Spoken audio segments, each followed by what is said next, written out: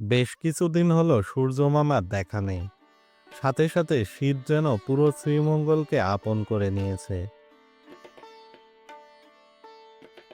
আর এরই সাথে ঠান্ডা কাশি যেন আমাকেও আপন করে নিয়েছে।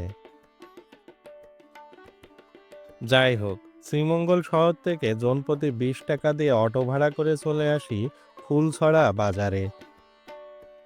এইখান থেকে ফুলছড়া প্রাথমিক বিদ্যালয়ের পাশ দিয়ে চা বাগানের রাস্তা ধরে আজকের যাত্রা লালটিলার দিকে।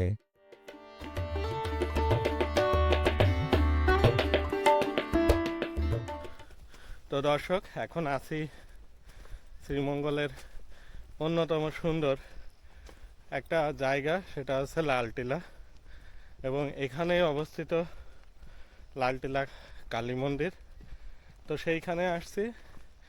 আর আজকের ভিডিওটি অনেক সংক্ষিপ্ত করে করব, কারণ যেহেতু ডে লাইট কম। আর আজকে হচ্ছে ডিসেম্বরের 3 তারিখ, আর সময় হচ্ছে 5টা 13। এই কারণে চারিদিকে লাইট অনেক কম। আর যেহেতু শীতের বেলা, অনেকটাই এখন অন্ধকার হয়ে গেছে। তারপরেও যতটুকু দেখানোর দেখাবো। তো আমার দুপাশে যদি দেখেন, গভীর খাদ, আর পাহাড়ের এই খাদ থেকে এই যে উপরে যদি আপনারা দেখেন, এটাই হচ্ছে লালটিলা নামে পরিচিত। আর এই পরিচিতর কারণটা হচ্ছে এই জায়গার মাটিটা অনেকটাই লাল বর্ণের। তো যাই হোক, দুপাশ থেকে জায়গাটি দেখতে অসাধারণ লাগে। আর এখন আছি লালটিলার ঠিক সম্মুখভাগে। উপরে রয়েছে লালটিলা কালী মন্দির, আমরা উপরে যাব। তো সাথেই থাকুন আর দেখতে থাকুন আজকের ভ্লগ।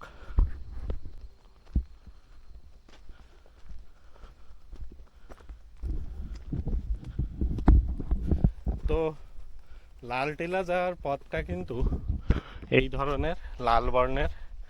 আর এইখানকার যে জায়গাটির আদ্যপ্রান্ত আছে, সেগুলো অনেকটা বিস্ময়কর। আমি আপনাদের জানাবো ধীরে ধীরে, সাথেই থাকুন।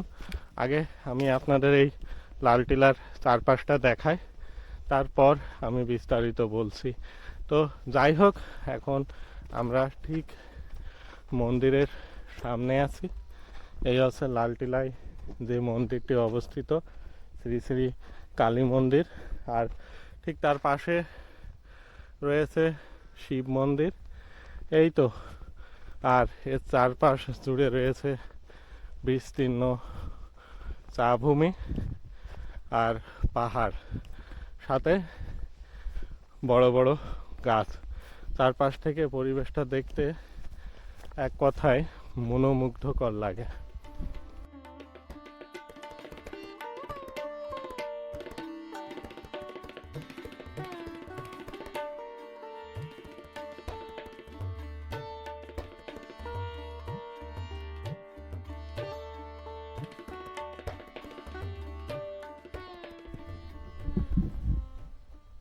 এটাই হচ্ছে শ্রী শ্রী দক্ষিণা কালী মন্দির।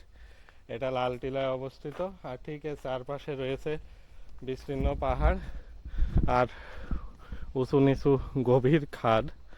তো এইখানকার মানুষ এই জায়গাটিকে, এখানকার যে সনাতনী সম্প্রদায়ের লোকজন আছে, খুবই জায়গাটিকে একটা আধ্যাত্মিক জায়গা মনে করে। এবং এইখানে যেটা দেখছেন, এটাকে বলে ভৈরবথলি। আর আরও একটা যে জিনিস, সেটা যদি আপনাদের একটু দেখায়, এইখানে আপনারা যে গাছে দেখবেন অসংখ্য সুতো বাঁধা আছে। আপনারা যদি দেখেন অবাক হয়ে যাবেন দর্শক। এই যে অসংখ্য সুতো, এই সুতো বাঁধার কারণ হচ্ছে এখানে অনেকে অনেক মানত করে বা মনোবাসনা পূরণের জন্য এখানে আসে, এবং তাদের মনোবাসনাগুলো এইখানে এই সুতলির মাধ্যমে জমা রাখে। আর সেই মনোবাসনা যদি পূর্ণ হয়ে যায়, ঠিক তখনই এইখানে আবারও সেই সনাতনী সম্প্রদায়ের যে লোকজন আছে, যারা এইগুলো বেঁধে থাকে, তারা আবারও আসে এখানে এবং এই সুতলিগুলো খুলে দেয়। তো এটাই হচ্ছে এই জায়গার একটা আধ্যাত্মিক বিষয়। তো যদি চারপাশটা এখান থেকে আপনারা দেখুন, অসম্ভব সুন্দর একটি জায়গা হচ্ছে এই লালটিলা।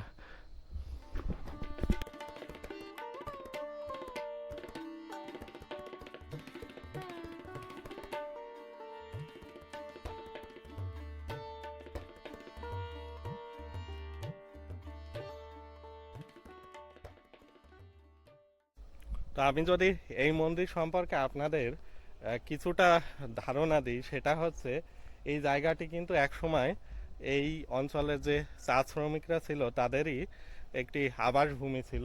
তো ধারণা করা হয় সেই সময় এইখানে একটা চা শ্রমিকদের কলোনি তৈরি হয়। এটা শতাধিক বছর আগের ঘটনা বলছি। ঠিক তারপরে এইখানে যখন চার এই আবাদ ভূমিটা তৈরি করা হয়, তখন এই কলোনিটাকে সরিয়ে নিয়ে ওই শ্রীমঙ্গলের ওই সাইডে নিয়ে যাওয়া হয়। এই কারণে এই জায়গাটা সেই পড়েই ছিল। তবে যতটুকু শোনা যায় যে এই কলোনিতে যারা বসবাসরত ছিল তারা এই লাল টিলায় যে জায়গাটি দেখতে পাচ্ছেন এইখানে তারা কালী পূজা করে থাকতো।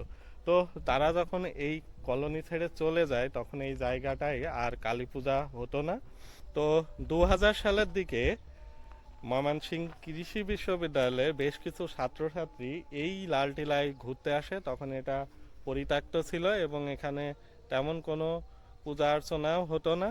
তো তারা এখানে এসে যেটা দেখতে পায় যে খুবই মনোমুগ্ধকর একটি জায়গা। বাট তারা যখন এখানে পিকনিকটা করার পরে তাদের বাস যখন এই দিয়ে যাচ্ছিল, আপনারা যে রাস্তাটা দেখতে পাচ্ছেন এটাই আর কি, ঠিক এই রাস্তার এই খাদের ভিতরে তাদের এই বাসটা পড়ে যায় এবং এইখানে বেশ কিছু হতাহতের ঘটনাও ঘটে। তো তারপর বেশ কিছু বছর চলে যায়। এভাবে 2006 সালের দিকে এখানকারই স্থানীয় একজন ব্যক্তির মাধ্যমে, স্বপ্নের মাধ্যমে তিনি দেখতে পায় যে এখানে কালী পূজা করার জন্য তাকে আহ্বান করা হয়। তো তারপর থেকে আবারও এই মন্দির স্থাপনা শুরু হয় এবং তারপর থেকেই এইখানে এই কালী পূজা অর্চনা শুরু হয়। বছরের ঠিক শিব চতুর্দশীতে এবং কালী পূজার যে সময়টা, সেই সময়টা এখানে ধুমধাম করে উৎসব হয়। এছাড়াও দূর দূরান্ত থেকে তো পর্যটক আসেই এবং এই অঞ্চলের যে সনাতনী সম্প্রদায়ের লোকজন আছে তারাও এখানে পূজা অর্চনা করতে আসে। তো এই হচ্ছে বিশেষত এই জায়গাটা। আর এইখানে আসলেই খুব মনোমুগ্ধকর একটা দৃশ্য আমরা দেখতে পাচ্ছি। যেহেতু এখন পুরোপুরি সন্ধ্যা, এখানে তেমন কোনো লোক নাই। তো আমরা আরও যেটা বলবো যে এখানে আসার টাইমটা হচ্ছে সকাল 9টা থেকে। আপনারা চেষ্টা করবেন 4টার ভিতরে আসা। 4টার পরে আসলে এখানে তেমন কোনো লোক থাকে না।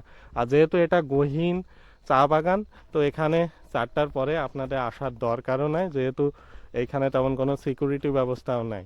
আর 4টার আগে আসলে মোটামুটি এখানে একজন সেবায়েত থাকে যে মন্দিরের এই পূজা অর্চনাগুলো পরিচালনা করে থাকে। তার মাধ্যমে আপনারা এই জায়গাটা সম্পর্কে সব কিছু জানতে পারবেন। তো দর্শক, গত বছর ঠিক এই সময় আমি এই মন্দিরটায় আসছিলাম। আর সেই ঠিক তারপর থেকেই আমি যখনই ছুটি পাই তখনই এই মন্দিরটার কথা আমার মনে থাকে, যেহেতু এটা শ্রীমঙ্গল থেকে খুবই কাছে।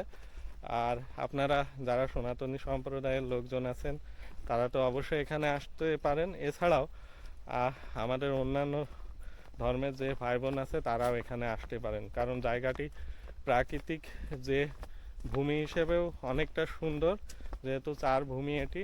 আর উঁচু নিচু টিলা দেখতেও লাগে অসাধারণ। তো আমরা এখন চলে যাচ্ছি। আর যেহেতু এখন সন্ধ্যা হয়ে গেছে, এই কারণে জায়গাটি একটি গা ছমছম করার মতো অবস্থা। আর আশেপাশে এখন কিন্তু কোনো লোকজন নাই। তো এই হচ্ছে ব্যাপার। এত রিস্ক নিয়ে এখানে আসারও দরকার নেই, যেহেতু 4টার পরে এই জায়গাটি পুরোপুরি অফ থাকে। তো আপনাদের বলবো 4টার আগে আসবেন, আর 4টার পরে আসলে এখান থেকে পর্যটক সব চলেও যায়। তো যাই হোক, ভালো থাকবেন, সাথেই থাকবেন। দেখা হচ্ছে নতুন কোনো ভিডিওতে। সে পর্যন্ত টাটা।